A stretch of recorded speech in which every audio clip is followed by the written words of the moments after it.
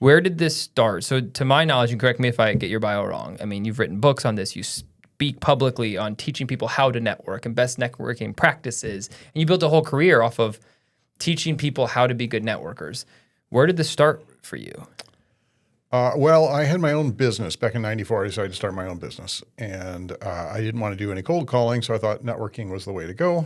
Unfortunately, I was also a computer programmer with no social skills. So I had to learn this all the hard way. My mom actually taught a class in it. And so I took the class from her. And I kind of felt something there. It was still challenging for me, and I had to learn a lot. And my business at the time, I was a web developer. And then I did that for many, many years. And then about 2009, I discovered that it wasn't making me happy anymore. I'd been a computer programmer my entire adult life.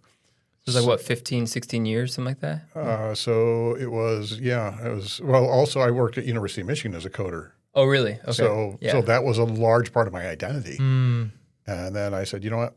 I got to come. I didn't know what to do, and happened to be chatting with a friend of mine in my network, and she said, "Well, did you ever think of teaching people how you grew your business?" And that was when I started teaching people about networking. That was about 2009, 2010. Yeah, right around there. Yeah, so it was September, 2009, I think it was. Gotcha. And how do you just start teaching? Like, that's a new business, right? Did you realize this was going to be your career when she gave you that idea? Did it kind of click like, oh, wow, like I would enjoy this? Or were you kind of like, I'll try it, see what happens? I knew that it was possible because, again, my mom had been doing this as a business for several years, and I had taken her class and everything. So I knew it was doable. I didn't know about the public speaking aspect of it. Yeah. And so one time I actually spoke in front of the Ann Arbor Chamber, and a dear friend of mine, Eleni Kalakis, came up to me afterwards and she said, "That is how it's supposed to be done. You need to be a member of the National Speakers Association." So I went and, kind of uncovered this whole world of being able to stand up in front of people and expound on your ideas on any topic. So. Yeah. Yeah, and that wasn't natural for you, right? Because you said that you were kind of socially awkward coder, nerdy kind of thing, right? And then did it come naturally when you started doing it? Was it like a hidden talent that you didn't know you had? The thing was, at the time, I had become a karate instructor. Okay. And so I learned a lot from watching my other karate instructors. And when you're working with small children, if you have a bunch of 11-year-olds, you've got about 30 seconds to be fascinating. Yes. Or you are toast. Yes. Yes. So I learned a lot of tricks. But the funny thing is, adults check out just as quickly as children do. If not faster sometimes. But they're just more subtle about it. More polite about it, I guess, right? So I had to learn some of those techniques of how to capture the audience and be on stage and be active. So that was really how it all kind of came about. And I was like, maybe I could do this. And my wife, she said, before you decide, you need to go to the national conference and see what that life is like. And so I did, and I was like, I kind of like this. This is something I really enjoy doing. In fact, we kind of have a saying amongst the speakers that this speech is the reward for the work. So finding the speeches, finding the venues, that's where the real work is. But getting up there on stage, that's fun. That's a blast. When you went to that conference, what was it like for you? Was it just an eye-opening experience? Was it like kind of a little fearful of like, wow, there's all these personalities? Like, what was it like? Yeah, there was a lot of that. There's a lot of personalities there. I actually met one of my heroes there, so it was kind of cool. I got to experience that. It's funny when you're in a situation like that where you're surrounded by experts who have been doing, many of them have been doing this for 30, 40 years. It can be in turns exciting and crushing because you look at where they are and you think, how do they even get there? Right. I can't see the path. They are something special. Yeah. But then you maybe meet people who are only a little bit ahead of you, and you say, I can see that path. I'm excited about what the possibilities are. And the funny thing is, as you move up, that horizon gets closer to you, and you suddenly realize, oh, that guy that I worshipped, I can see how he got there. Yeah. And sometimes that's part of what good networking is you connect with those people and find out what they did, because we've all heard the saying, success leaves clues. And so talking with people and finding out in your own industry, how did they achieve what they achieved? It can be a remarkable way of finding your own success. Yeah, and I think that's the one thing I love about hosting a podcast, because I get to have people that are more successful than me in a lot of different ways, and hopefully ask the questions that then will have them leave the breadcrumb trail. So if I have, like I had on Tuesday, John Truscott came in. He owns Truscott Rossman. It's the biggest PR firm in Michigan. Okay. So he's the CEO there. So he came in Tuesday. And then yesterday in the studio, we had Ethan Lloyd, who owns his own marketing agency that does a lot of marketing for a lot of government stuff, a lot of schools, and owns a massive marketing company. Very two different industries. Now we have you with public speaking. And so I have listeners that will be able to be like, okay, you know what? I want to know what PR is about. And they get to now learn from the top of the PR world, you know? And that's the beautiful thing of this is like, we met because I wanted to ask questions. We met because I was curious about what it takes to be a public speaker, what it looks like. And, right now I might be looking at you be like, man, it'd be so cool to get there. And then you're looking at someone else being like, man, I want to get there. Oh, the glamour, the glitz. Yeah, like I want to get to Greg's level, right? But it is true, and even with networking, is there a term for this? So somebody asked me this the other day. I was going to ask you. So, I had Danica Patrick on the show, so like a celebrity, like big name. And so I was like, how'd you do it? And I'm like, well, I didn't just call her because she would have had no idea who I was, and I can't even get her number, like whatever. So it was a ladder approach. Like I started here, and then that network got me one step up, and then that network got me one step up, and then just kind of keep as you meet people. So instead of maybe always trying to meet that top dog, meeting 3 rungs lower than them is maybe the way to start a network. Is that like something that you've taught or teach, or like, I don't know, called like the network ladder? I don't know. Like the power of your network isn't in who you know, it's in who they know. And that's really what it comes down to is you don't know who people can connect you with. That's why when it comes to actually gaining benefit from your network, you need to know what you want. If you can't, most people are busy, believe it or not. Yeah, right. You and I have talked about all the stuff that's involved in just maintaining your career or your business. It's a lot of work. Yes, sir. And if someone comes up to you and says, "Hey, I'm looking for you to connect me with anybody who wants insurance," like, sure, I'll keep you in mind. Right. But that's not my work, and I don't make me put in that kind of effort. Tell me who you're looking for. Do you want to meet, heads of business in the local vicinity? I can connect you with the head of the chamber who can probably connect you to them. But don't make me work to find the benefit for you. Do you think most people that network just are asking too broad of questions? Yes. Without a question. Yeah. I mean, it's always, when someone says, how can I help you? The usual responses are, I don't know. Right there, you're not going to get what you want, obviously. Yes. Or connect me with people who want my stuff. Well, okay, I'll keep you in mind, which, by the way, is a phrase that it's like the checks in the mail. Yeah. I'll call you later. I'll call you later. Yeah. It's no, I am looking to meet the heads of local businesses, or I'm looking to meet the CEO or one of the C-suite folks who works at ABC Company who's right here in town. Or I'm looking to meet Bob Smith. The more specific you can be, the more people's associative memories are going to be triggered. I want to meet people from this kind of business, like ABC Company. So, yeah, I think most people struggle with it, especially with industries where they do help a lot of people. Like, so for example, like on the insurance side, I can work with any business owner. So I can say, hey, if you know of any business owner that has employees, send them to me. Yep. In theory, I can't help every single one of those, but that what you're saying is that's not helpful. That's not helpful to the person thinking of it. But if I would rephrase and say, hey, construction companies, right? Even just trying to narrow it, even if I could, in theory, help more people, if I know some of these people know construction owners, it might be better for me to be a little more niche for the ask. The saying is, anybody reminds everybody of nobody. It's just, if I can't think of someone usually off the top of my head, I'm probably not going to. Yeah. It's not going to work.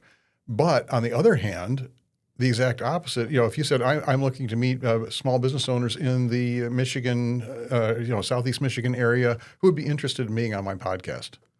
Well, I probably know 3 or 4 right off the top of my head that I can help you with. But it's very much a point of you've got to know your own needs and desires. You can't leave it to the other people. They have lives of their own. This yields into a good question. What do you think are some other common mispractices in networking? What do you think are some of the just everyone does it and it's a problem? And what are some of your top, like, people do this all the time and they need to not do this? Well, showing up at the networking event and thinking you're going to make a sale. That's just a huge one. I see it happen all the time. And you've been to networking events, right? A million. Where people, you can tell they're trying to put you in their sales funnel. Yeah, here comes the Arbonne lady. All right. Exactly. No fist to Arbonne. Well, yeah, exactly. Maybe a little fist to Arbonne. I am not trying to limit this. I mean, we've seen bad actors in every industry. Yeah, but mainly Arbonne. No, I'm just kidding. I'm just kidding. I am not going there. I am. My show. No, I'm just kidding. I'm kidding. Greg loves Arbonne. Is that what? Sure. I don't know. I'm just kidding. Yeah, so like whatever. Even honestly, insurance people are guilty of this too. Insurance, financial advisors, all of it. Service-based industries. Yeah. Any service-based. There's a tendency, and when it's being done to you, and so really you just want to kind of step away. Thank you so much. Usually my response when somebody starts doing that to me is, that's fascinating. Who are you trying to reach? And that, a lot of times, it's funny. You can watch them almost have to shift gears. It's suddenly like they become human beings. Right. I know, shocking. But you snap them out of their script. Right. Like, Once they're out of their script, they can become a human being, and they can suddenly realize, oh, I don't have to sell to this person. They're looking for ways to help me. Yeah. So if you can ask them, who are you trying to reach? Well, then maybe I can connect you. Yeah. So that would be a big one, is just walking into that networking event and expecting to walk out with that's a whole recipe for frustration. That's why I think a lot of people walk away from networking events thinking, oh, that was a waste of time. Because it was. You went in with the wrong idea in mind. I think kind of a secondary mistake people make is not going in with a goal in mind. And it should be a goal which you have control over. You don't have control over sales, but you can say, I'm going to meet 3 new people. I'm going to introduce 2 people. You can come up with a specific goal, so that way if you won by the end. Yeah, no, that's great. That's great advice. Even like, I want to exchange 10 business cards. That's actually really, because I don't do that. I show up to networking events being like, I'm going to talk to people. I'm going to see who's there. I'm going to try to make connections. But it's not like a controllable game that like something that would actually, I don't walk out from networking events a lot of times being like, that was worth it. Because there wasn't, like you said, sometimes there wasn't like that connection that someone walks in, they're like, yes, I want to start a podcast, or yes, I want Aflac. Like that, like never happens. Very rare, very rarely. I think in the 25 years that I've been networking, I had one business nibble after a networking event. And even that required more conversations afterward. You are not ever going to make a sale at a networking event because no one is there to buy. Yes. A good portion of them might be there to sell, but no one is there to buy. Yeah. So you're putting yourself, this is like fishing in a barrel with no fish in it. And only other fishermen, right. And all your hooks are getting tangled and lines are getting, right. Yeah, we could take that analogy to a great million ways. Yeah, no, that's a good analogy though. I think a lot of times people look at networking events like, oh man, all my ideal clients could be here. Like but they're not coming in there thinking to buy. Even if they are your ideal client, that meeting there is not the time to close. No, because let's face it, at a networking event, you've got about 5 minutes to have a conversation with someone before you're interrupted or it's time to move on to someone else. Networking events are designed to be great places to meet new people. Yep. And really beyond that, it's not there's a number of other values. There's a social outlet. There's all that aspects of it. But as far as bottom line sales, that's not the right place for it. You are trying to develop new connections. And if you think of it more of who am I going to meet who might connect me with opportunity, I think you're going to be a lot better off. Yeah, and a lot happier and more of a And again, if you can set those goals so you know that it's something, okay, like I said, I'm going to meet 2 new people. I'm going to introduce myself to the organizer. You know, I'm going to, whatever it is, once you know you're done, then you can go enjoy the buffet. Then you can go and just chat with your friends. I think that's another big mistake people make, by the way, is they only talk with the people they already know. Yes. Okay, great. I mean, if that was your purpose, if that's what you really want to do, if that's your goal, knock yourself out. Yeah. I mean, I actually had a very successful networking event one time where I was tired. I was just beat. I didn't want to do it. So I said, I am going to go. It was like the holiday event for the local chamber. I said, I'm going to go and I'm going to sample all the food. That's my goal. I ended up not eating a thing because everyone wanted to talk to me. So Maybe you were just so relaxed. Yeah. You know, maybe there's, I don't know. How important is the networking follow-up? And how would you go about, so like, okay, you go to a networking event and you come back with 20 business cards. All right. I struggle with 2 things in networking events. Number 1, I struggle with remembering who these people are. Like you get a card, you get a name, you've met 30 people and you're like, did I have a good conversation with them? Was this just someone we handed off cards real quick? Who are they? Do you have tips on how you can like remember who you're talking to so when you make a follow-up call, you know you have some sort of context? Well, you know, you asked if follow-up was important. Yes. If you don't follow up, it was a waste of time. Yeah. Your point of coming home with 20 business cards, I would caution. Because did you make any connection with those 20 people? Unless you were like at a 3-day conference, you shouldn't be coming home with 20 business cards. 2. Really? Yeah. You should have 2 decent because you think about most networking events are not, if it's a 2-hour-long event, it's not 2 hours of networking. Right. It's maybe 20 minutes of networking and then a lunch and then a speaker and then something else. But you don't actually have that much time. So how many substantive conversations where you meet someone and actually feel a connection with them can you actually have in 20 minutes? Maybe 4? Yeah. So if you're coming home with 4, that's a lot easier to follow up with. First of all, you're more likely to remember who they are. I've heard one technique, and I have not used this yet, but a dear friend of mine does all the time, is, hey, can I take a quick selfie with you? Yes. Okay, you got that. And then take a quick shot of the card, and then you got the correlation between the face and the card. I actually take notes. You know, once they leave, I'll take their card and I'll just jot a quick note what we talked about so that I can follow up with them. Easy peasy to do that. As far as follow up, the other thing I recommend is do the immediate follow up. If you think this is a good connection and you would really like to have a follow up coffee with them or a virtual coffee, whatever that is, hey, Dylan, I had a great time chatting with you. I'd love to follow up on this conversation. It's kind of noisy here. Can we set up a virtual coffee? And do it in the spot. On the spot. That's good. Why wait? Yeah. Now, they might say, oh, well, I'll have to check my calendar, and that might mean, oh, they didn't like you, but that's okay. That's fair. It happens. It happens, you know, but why not? You get out almost everyone these days has their calendar in their pocket. So why can't we just quickly, okay, that's great. Look forward to chatting with you. Then there's none of this, because I come from a day when it was all about the business card. I had a stack of business cards on my desk of people I meant to follow up with. This is like the leftovers in the back of your fridge that you meant to eat and you leave it in there until it goes moldy, right? Yep. Well, the people on the bottom of that pile, they don't remember you and you don't remember them. No. You might as well throw them out. Yeah. So I've literally made calls before where I've said, hey, I have your business card and I'm doing some calls for the next hour. I don't know really who you are, how I got it, but who are you and how did I get it? and some of it's actually turned out like, oh, I was probably, we would like nail it down. And sometimes it's been worth it. Most time it's not worth it. You know, one of the things that I've started to do in the past year, and it's actually worked pretty well, is I've actually just stopped carrying business cards. And you might disagree with me, and we can talk about, I'll tell you the why, and you can let me know if this is good or bad practice. I'll tell you my results. Okay.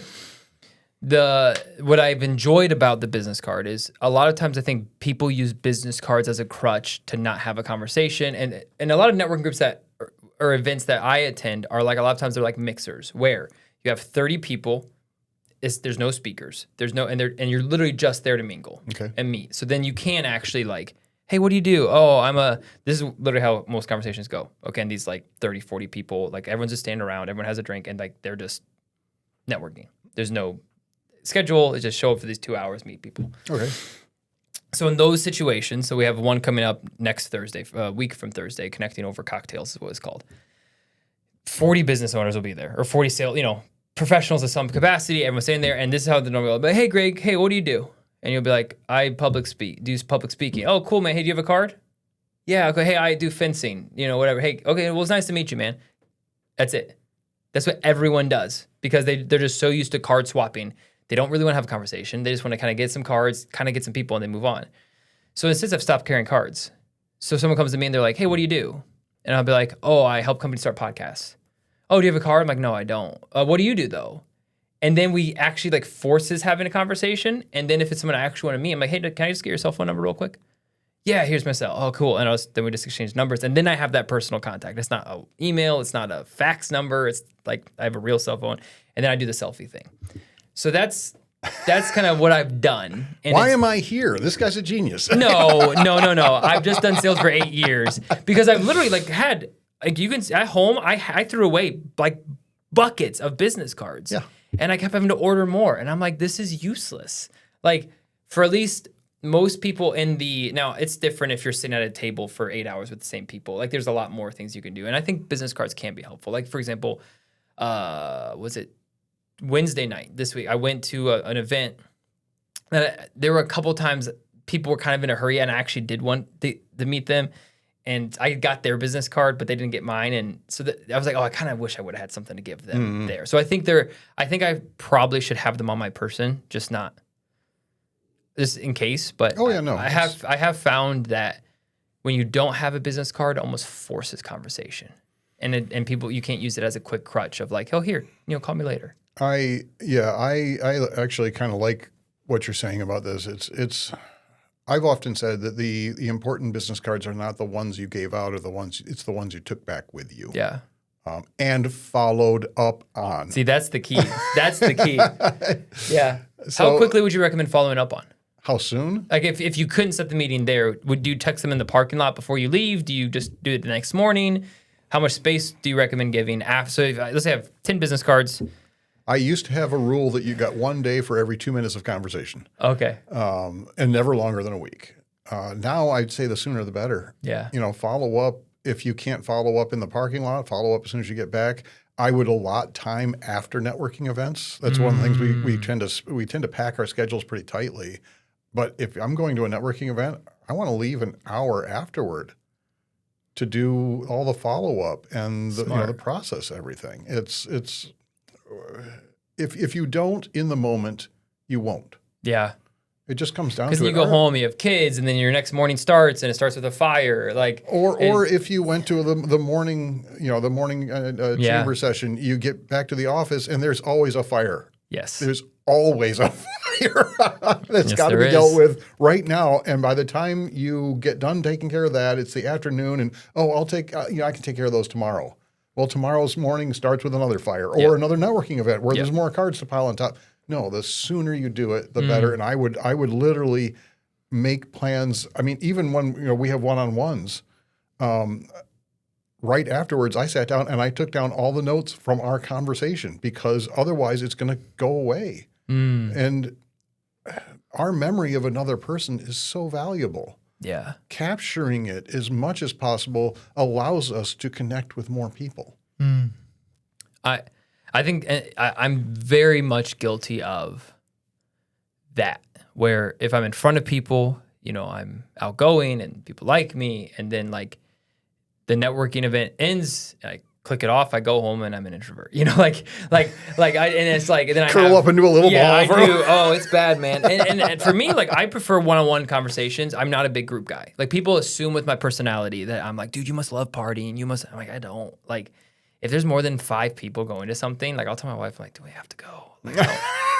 Like even for church stuff. Like if someone invites us to their house and I assume it's just going to be like us and then that couple or that family, I'm like, oh, that'll be fun. Like, it'll be good to talk to them. And then like this happened the other day. We were driving somewhere to someone's house and then I assumed we were just going over there with them. And my wife's like, oh, did you know this couple's going to be over too? I was like, oh, okay, cool. And did you know? And there's actually going to be like a 40-person like get together. And I'm like, I even joked with the host. I was like, I was not mentally ready for this today. Like, this is way too. And there's like 400 kids, you know. I was like, I'm not. So that's one thing. Like, not all salespeople are actually very extroverted. Like, I think I'm actually naturally an introvert, especially in group settings. Like, I have to force myself to get out of that in group settings. Surprisingly, you can be an introvert, but learn to be outgoing. Yeah, it's the difference. Outgoing is a skill. Introversion and extroversion are where you're getting your energy from. What's it called when you're an extrovert around people that know and love you and you trust them, and an introvert around people that you don't know? Normal. Okay. That's me. I'm that. Because there are people that are always just like bubbly and like, extroverted. And for me, like, I remember in college, this is when I first kind of flared, like I realized this because in school, and high school was pretty popular. I was kind of, captain of the basketball team, blah, blah, blah. Like I was kind of like, my dad was a principal, which helped. It was a small little Christian school, like, not that many kids, but like it was well liked. I had good friends, you know, it's just normal, whatever. Then I get to college and I went to a Christian college. So we didn't have fraternities. They're called societies there. Okay. Same thing. It's a fraternity. And I was on Beta Gamma. And Beta was like a lot of the athletes, jocks were in this fraternity. Okay. And it was the first time in my life I realized that these guys have all bigger personalities than me. And I'm uncomfortable. Because my whole life up until that point, I had the biggest personality in my little school, in my little ecosystem. And I went to college and I felt I was not engaged, like I was involved. I wanted to sit in the corner. And it was weird because I literally went from being the guy to like, don't talk to me. This is weird. I'm like very intimidated by all of these personalities. And that was the first time in my life I'm like, man, this is like, if you in high school, if you would ask me, I'm like, I'm an extrovert. Oh, I'm a big extrovert. And then I got to college and I realized, like I'm maybe not as big of an extrovert as I thought I was. It was very eye-opening for me. And I'm still like that to a degree. Okay. I have to fight it. So I don't know where I was going with that. But with networking, though, I still have to... My point is, you can still get past it. That's my point. Yeah, like with networking, it's normal to feel sometimes uncomfortable. Well, I still do at times. You know, if I'm going to a new location, if I don't know what to expect, which is actually, that's on me. Why don't I call up someone who goes there and find out what to expect? True.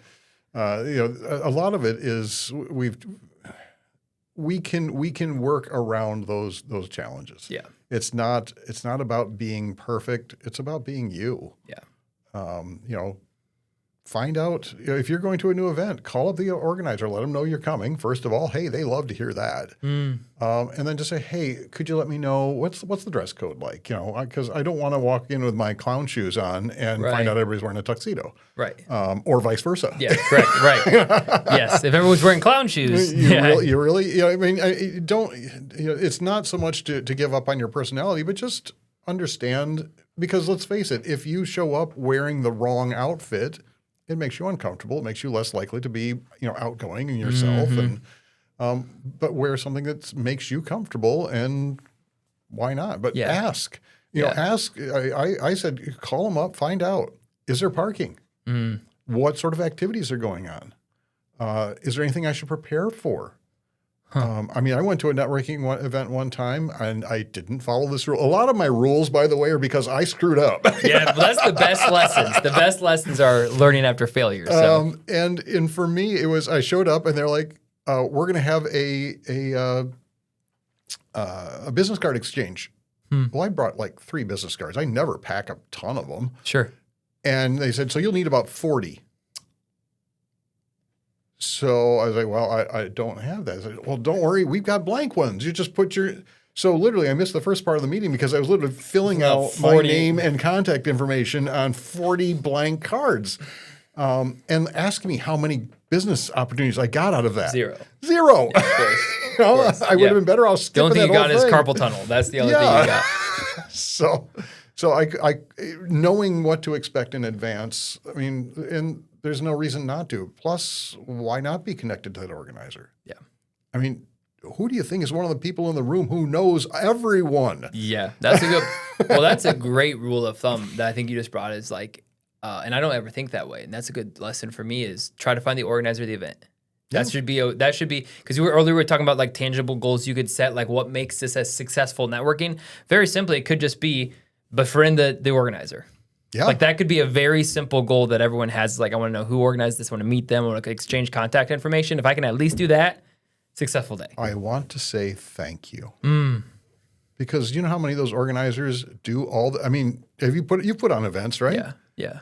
That's a lot of work. Yeah. We have one coming up in about a month. So yeah. And there's scheduling and there's, venue and there's all this stuff that you've got to worry about. And then it comes to the day of an event and you've probably got like a binder or an electronic binder or whatever. Yeah. Trying to get through the whole thing. It'd be nice if one person walked up and said, "Hey, Dylan, this was awesome. Thank you so much for organizing." It's so much work. It was supposed to be yesterday. It really was. It was supposed to be yesterday, and it's now not happening until next month. Like that's how much, whatever. Yeah, it's fine. It gets It's there. fine. That's the important thing. Yeah, it's gonna happen. Southfield Chamber. But It's gonna be still, awesome. let them know that what they did mattered. Yes. Yes. Why not become? I mean, that's not a bad way to start a relationship, right? No, it's probably a good way. Yeah. Yeah. I think it's great advice. I think I'm excited for a lot of. I think this will do well on LinkedIn because I think you've given us a lot of really good practical wisdom, and I think a lot of people just network poorly because this is why. In sales organizations, you're taught how to cold call. You're taught how to. You have 30 seconds to quiet the voices, then you have 2 minutes to retain them, and there's other things that sales techniques that when it's going to like a cold call.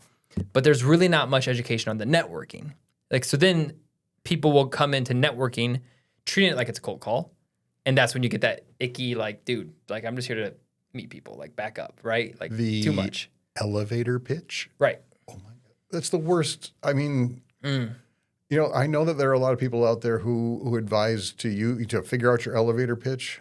I hate it. What's an elevator pitch for those just Elevator pitch is basically when someone says, "What do?"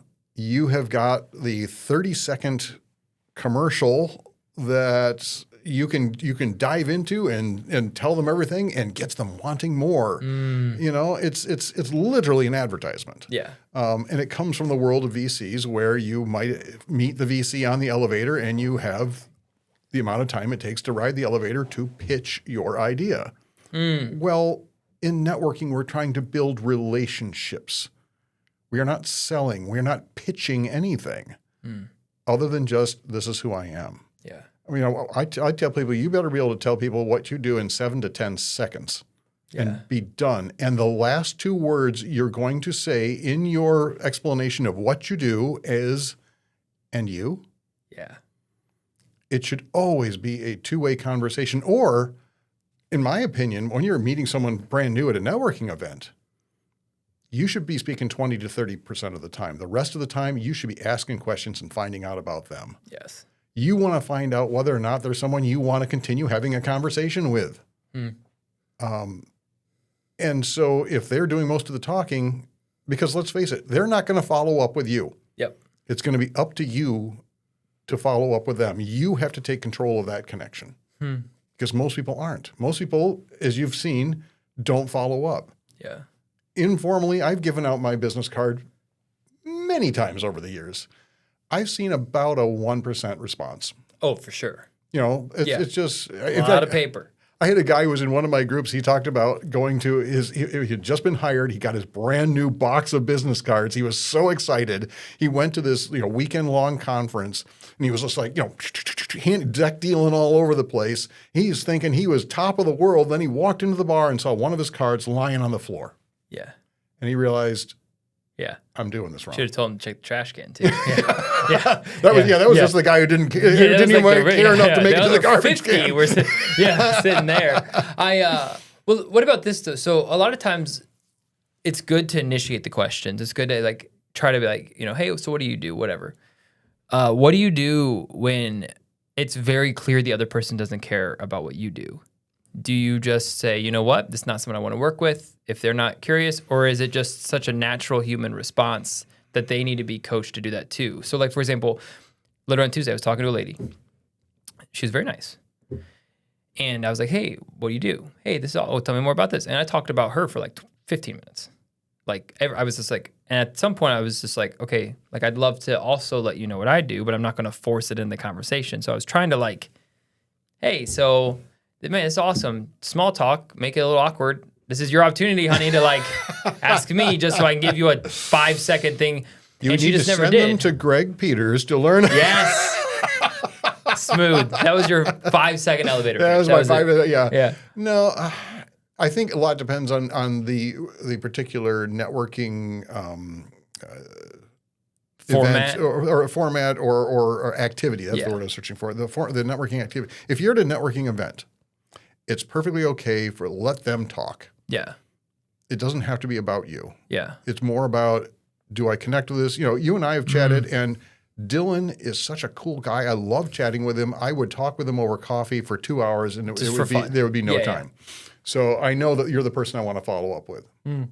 That first meeting is where you get the real judge for whether they're ready to network. And that's, you know, if there's not like a give and take, if there's not 50-50, well, maybe they're not the right person to be in your network. And that's okay when that happens. It's you know, networking is the long haul. Networking is, you know, they talk about it's the infinite game. Yeah. You play to play. Yeah. You don't play to win. Yeah, I guess in theory, like if you want to tell people about what you do, then just go cold call. Yeah. Like that, I mean, like that's your opportunity. Because I was just asking, because I do think in this specific situation, I think this individual just needs to be coached on how to network better. I think she's actually awesome. Yeah. I think, but I had other people, like it's like some bankers or whatever, and I'm like, hey, what do you do? Oh man, let me tell you what. And they just go on this verbose, and then you're like, 10 minutes later, you're like, please stop talking. Please stop talking. Yeah. And there are some people whose conversational styles they require interruption. Yeah. To know that it's time for them to stop talking. That's when you accidentally spill your drink on them. Oops, I'm sorry. Maybe not quite that extreme. Okay. I'll rethink my strategy. But it's I've run into people where I'm chatting with them and I realize I have not spoken in 80% of the time. I've been sitting here quietly. It's time for me to just step in. Yes. And the funny thing, in those occasions when I have had those types of conversations, they never mind. They never mind that, I say, oh, that's really cool. And what we've been doing in our business is another technique you can use is, so how can I help you? Mm-hmm. Because a lot of times mirroring happens when you're having a conversation with someone. Chris Voss. Chris Voss. Yeah, Chris Voss is one of the. Sorry to interrupt. No, please. So Mike Gruley, he's an EOS implementer. He's like awesome. Chris Voss is was the world's like #1 hostage negotiator. Okay.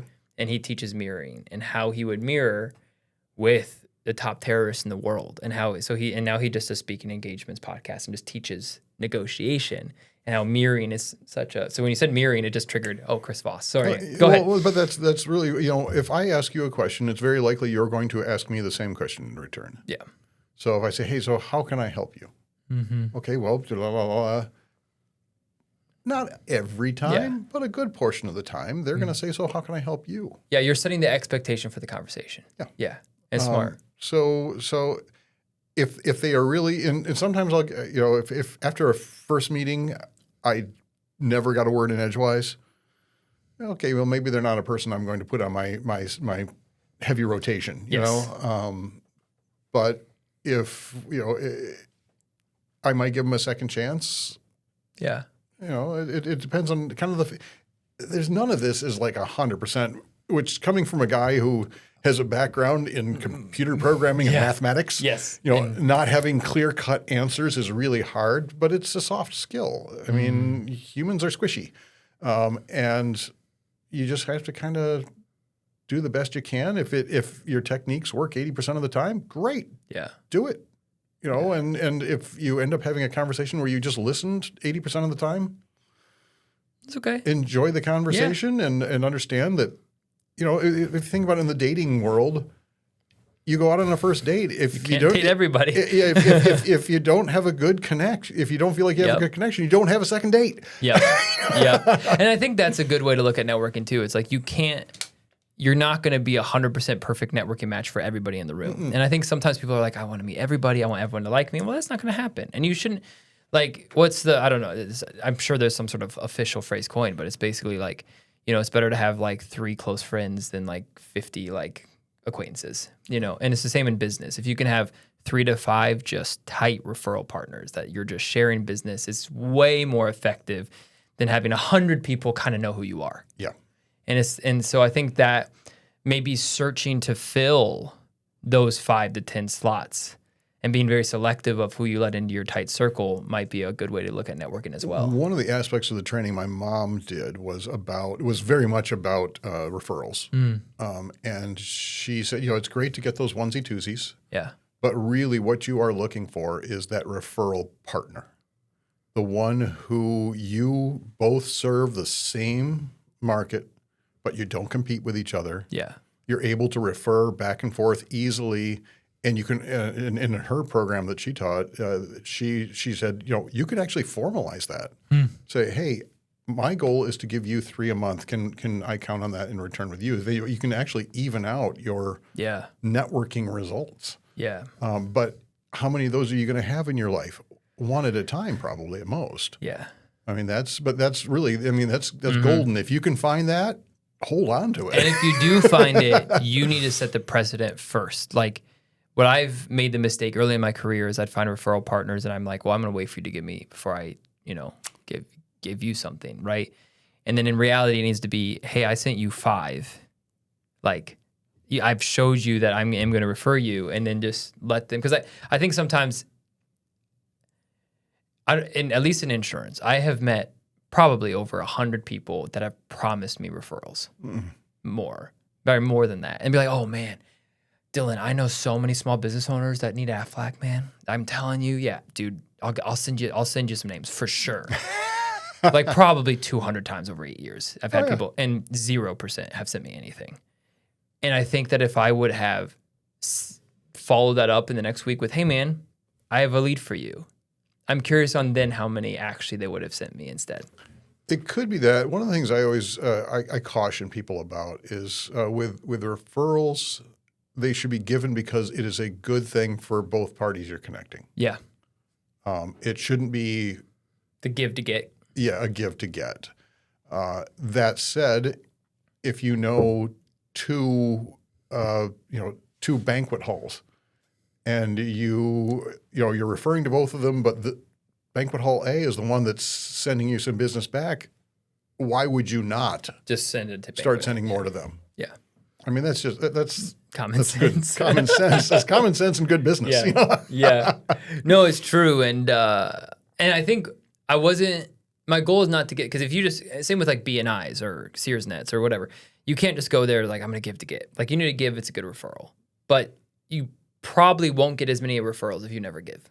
Oh, yeah. That's, I mean, there's the concept of reciprocity. Yeah. The more you give people, the more that they are going to keep you on their mind. Yeah. Like you just made the money out of a perfect connection. Like they're going to be thinking of you more. So, for sure. So of course, and they're going to want to find ways to, because it creates a sort of social pressure. Yes. But you're not doing it for the social pressure. You're doing it because you honestly think, think Dylan's going to be able to give this guy the best deal and take good care of him. Yep. Because if I'm just doing it to get, that can sort of taint the relationship. Yeah. I mean, you could give 15 referrals, and if they're all bad referrals, you just wasted their time 15 times. Yep. And so, and that's a great point. Like, it's better to give 1 good referral than 20 just, hey, I sent you names. It's like, I asked for business owners and you gave me a 10-year-old. So like, yeah, well, but that also said is part of your networking practice should be following up on those referrals. Yeah. Hey, Dylan, I sent you that one the other day. I wanted to find out how did it turn out. Yeah. Was that what you're looking for? Is that what you're looking for? Yeah. I need to educate myself to make sure that I'm giving you what you want. And That's that good. also brings you back onto their memory. In fact, you should be following up with both sides. I sent you to Dylan. How did that go? I feel like you need a networking, like I feel like I need like a cold call CRM and like a networking only CRM. Like I feel like I need because there's just, I think that's the hard part with sales. There's so many things to track. I use a CRM. Yeah. It's very helpful because really, as I understand it, psychologically, the way we're wired is we can be connected to about 150 people. Yeah. And that's about it. Yeah. I mean, so we need to have some other mechanism, a second brain, if you will, to help us expand that circle. So why are you not using a CRM? Yeah. I mean, when I started, it doesn't have to be anything fancy. Honestly, when I started, it was a spreadsheet. Excel, yeah. And I had a list of, okay, when do I want to call them again? I would sort by that. Oh, look, I'm supposed to call so-and-so. Done. It doesn't have to be really complicated. Yeah, modern CRMs are awesome. You can do all sorts of really cool stuff with them. Yeah. But you don't need that. Don't let that be a barrier in the way of you actually making connections. You said something interesting, and I want to shout out my friend Ken Bogard. I don't know if you know Ken. I met him. Ken is a EOS implementer out of like Lansing area. Just wrote a book with a girl named Grace Gavin called No Honesty, but it's like KNOW, like no honesty, but then also no honesty. Teaching like companies that isn't like you have to be open and honest, like with your staff, and then they have to be that back to you. Otherwise, you're gonna have an unhealthy organization. But Ken told me something that I forgot half of it, but I got most of it. So Ken, forgive me. I got the gist though. The gist is the important thing. I can't remember the exact number he told me, but I think it was around 50. Because I called him once and I was like, hey man, like I started this new business. Like, he knows a million business owners. So Ken is very connected. And I'm like, I know he could help me. Like he 100% could help me. And he did. But he gave me really good advice. It was like a year ago. He said, hey man, I haven't talked to you in a year. Like, because he came on a podcast, or maybe it was like 6 months. I think maybe 6. It wasn't that long. But like, I haven't talked to you in a while. He said, you need to have a top 50 of people that you just connect with, not about business. Like, send them an article that you think they're going to like. Send them a funny video. Text them. Say, hey, man, how you doing? Like, if like the people that you believe are going to be good business partners, 100% of the communication shouldn't always just be, hey, do you have someone for me? Hey, can you help me with something? Because if you're always just, hey, can I have some help? Hey, can I have some help? Hey, can I have some help? It's like, oh yeah, Dylan, what does Dylan need now? He's probably calling because he needs another referral, right? But he's like, because the day before, he's like, it was funny because the day before, I was just texting about pistons. And he's like, so dude, I'm 100% open to help you right now because like, we were just chatting about pistons last night. And then, so like, you kind of practiced it. He's like, I would just encourage you to like, schedule like a monthly, your top 50 people, and schedule some sort of at least once a month cadence with them of like, send them a funny video, send them a like, hey dude, praying for you this week, hey, whatever. And just so your conversation isn't always just asking and needy. And I thought it was really good advice. And so I have a spreadsheet of like, or it's through Monday CRM, which is pretty much a glorified Excel spreadsheet. And of just like, hey, these are my top relationships. These are the people that I just want to check in on, call, see how they're doing, love on. Because I know, like I'm not doing it just to get, but I do know like they are going to be the people I either want their guidance, I want their mentorship, like someone like Ken or Mike. Like I want their mentorship in my life. Yeah. So I want to be able to call them and say, hey, what do you think of this pricing? What do you think of this business model? But if that's the only thing I do when I call them, they're going to be like, all right, what does Dylan need? So I thought it was really good advice. Like have a top 50 and I don't know. And then have a deeper relationship than just asking for referrals. There's a concept I talk about with some of my network. I say that, or some of my audiences, that the phrase just checking in. Yeah. It seems harmless, but if someone whom you haven't talked to in a while sends you a message with the subject, just checking in, or if they call you up, just checking in, what does that mean? They're asking for something. They're looking for something. Yeah. And how often can you do that before they start screening their calls? Yeah. It's more important. That's why I tell the people when you're having those conversations, those longer ones, those coffees, what you should be listening for is how you can be of service to them. Yep. In any aspect of their lives. If you are calling them up with a solution to one of their challenges, you can call them up every single day. Yeah. Because they know anytime you're calling, you got something for them that they want. Yep. So use your ear, use your CRM so that, oh my gosh, yeah, they're looking for this. Yep. So that you can actually be of service. And that way, when you call up to say, hey, I'm creating a new program on, like one of the things I'm trying to do is develop into the industry, the credit union industry. My programs are very general. I mean, networking is a general, it helps everyone. Sure, right. But what I would like to do is actually start focusing some of my training programs specifically on credit unions and specific issues they face that can be solved with networking and those skills. So I want to be able to call up my friends in the credit union industry and say, hey, would you be willing to sit down with me for an hour and just talk about the challenges you are facing right now in your world? Because I'm not in the credit union world other than, I have one of my accounts in the credit union, but I need to understand you. Yeah. If I want to serve you better, I need to understand. Yep. Are you willing? Well, now maybe they'd be willing to have a chat if we've found ways to help each other in the past. Yeah. And then the added practicality for let's say you tell me that, and then I see an article that's like top 5 pain points for credit unions in Michigan. I can just be like, hey, Greg, saw this article. Know you're dealing with credit unions.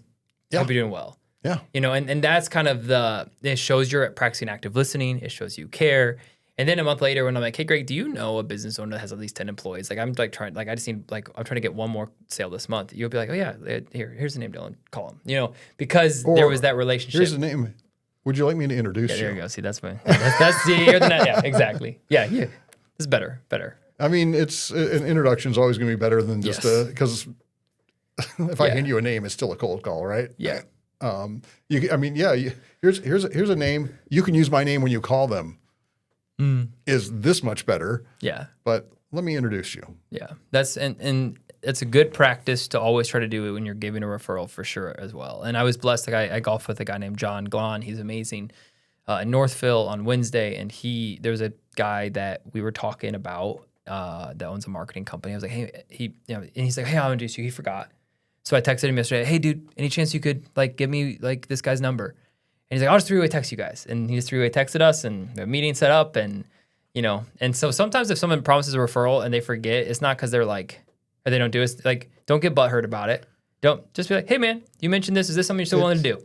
It's what. Oh my goodness, bro! I'm so sorry. I forgot. Yeah. It's what we said earlier. They have their own lives to live. Yeah, they don't live for you. They want to help you. No one doesn't want to help.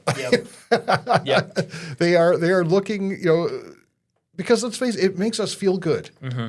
If we can help somebody, that feels good. That means that we know people. We are connected. So don't assume that they're just blowing you off. Yeah. It's just they've went back to their car. They checked their email. They did exactly what you did. You forgot about half the conversations too. Yeah. The fire. There was a fire, and then the next day. That's how it works. Yeah. That just happens. So don't take it personally. Yeah. I think people do sometimes. I think people can, and then they just make this whole world up about, oh, this person promised me a referral. They never gave it to me. I'm like, I will never talk to them again. It's like, dude, did you ask them? They probably forgot, And I think that's that's good business. So my buddy Nick Leja, I don't know if Leja. I don't know. I just call him Nick. You're a good buddy whom you don't know. Well, no. We've recently become friends, but he has a weird name. But I never call anyone their last name. So it is Leja. Okay. So I'll let you just mess with that pronunciation.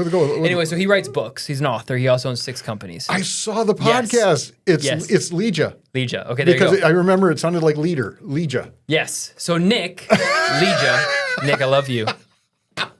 Don't know your last name though. Anyway, he is a master at soft skills, right? And teaching soft skills through fiction. And one of those is how to have tough skin. And one of those that you need to be able to fight through adversity and not get so butthurt about everything. And so he wrote a whole story about the power of not having thin skin. And in business, you need that. Mm-hmm. And then also just the power of not assuming, you know? And then, because this happens in relationships, and it can happen in marriages. And if someone just assumes, that's why also Ken Bogart's no honesty is the importance of pursuing the truth before you make thoughts about someone that's not even true, because you just got butthurt about something and now you're just going to defame them to your friends because there's a misunderstanding. And so pursuing truth, not taking things personally. It's going to make networking better. It's going to make sales better. It's going to make business better. That's what we're trying to meet the person. Yep. You know, it's and most people are not. I mean, no one is the villain in their own story. Yeah. We are all trying as the best we can in this world. We are not. So make the assumption that they are doing the best they can. Yeah. Yeah, it's true. Well, I wanted to ask you two things before we wrap up. What are some of the workshops that you're kind of promoting right now? Do you have any right now that you're like, these are some things, talking points or workshop or titles of workshops that you have going on right now that you're looking to book? Right now, I'm working actually mostly with the credit union space. So I'm being brought in to do private training. So I can't just invite people in. Sorry. So that's really the big things. The next speaking engagement I have, just general speaking, I think is in February. I'll have to check my calendar on that one. But, you know, I've been focusing a lot more on the training aspects and doing a little bit more development. Okay, so cool. That's kind of what I'm excited about right now. So I give every guest an opportunity you kind of just did a little bit, but I want to give you a better, opportunity to promo whatever they want. So if you have material, book, website, where can people find more information? Where can people connect with you? And then I'll make sure all that's in the description below. Okay. So it's your opportunity to do that. I'm always on LinkedIn, so that's a good place to stay in contact with me. I do have a website. It's thereluctantnetworker.com. And I also have a book called Hello and a Handshake, and it has all the concepts that I wish I knew when I first started going to networking events about it. It's really a bunch of learned skills. It's not, there's no magic to it. It's not, and don't tell anybody, but a lot of them we learned in kindergarten. So yes. Play nice with the other kids and share. How easy we forget those kindergarten lessons. That's it. We do. We complicate things in unnecessary ways, but really it comes down to you're making friends on purpose. Yeah. Yeah. Well, I'll tell you, and I appreciate you coming on. Can you believe it's been an hour already? It has been an absolute blast, Dylan. I'm not shocked because you and I just have a great time together. Good. Well, good. I had a great time. And I think that this is going to be one of those podcasts that are just so practical with takeaways. And I'm going to encourage everyone to listen to this one because this is just practical advice. Everyone, whether you're in college and you're just trying to get a cool internship, it doesn't matter how this can apply. This can apply in so many facets beyond business. It really does. Networking is more about creating the resources for a successful life, not just a successful career. Man, what a one-liner to end the podcast, huh? That was good. That was great. Well, I'll tell you what, thank you for coming on, man. I appreciate it so much. And thank you guys for watching this episode of The Dylan England Show. As always, like, comment, subscribe, share with a friend. And please, check out Greg and all of his stuff, his book, his website. Check him out so you can support him below by buying his book. It's on Amazon, right? It is on Amazon. Okay, so the Amazon link will be below in the description. So if you want to support Greg, buy the book, check it out, give it a 5-star rating, of course. And appreciate you very much for coming on the show, man. I appreciate it. Thank you. Awesome. See you guys in the next one. Peace. Thank you, brother. I appreciate it. My pleasure.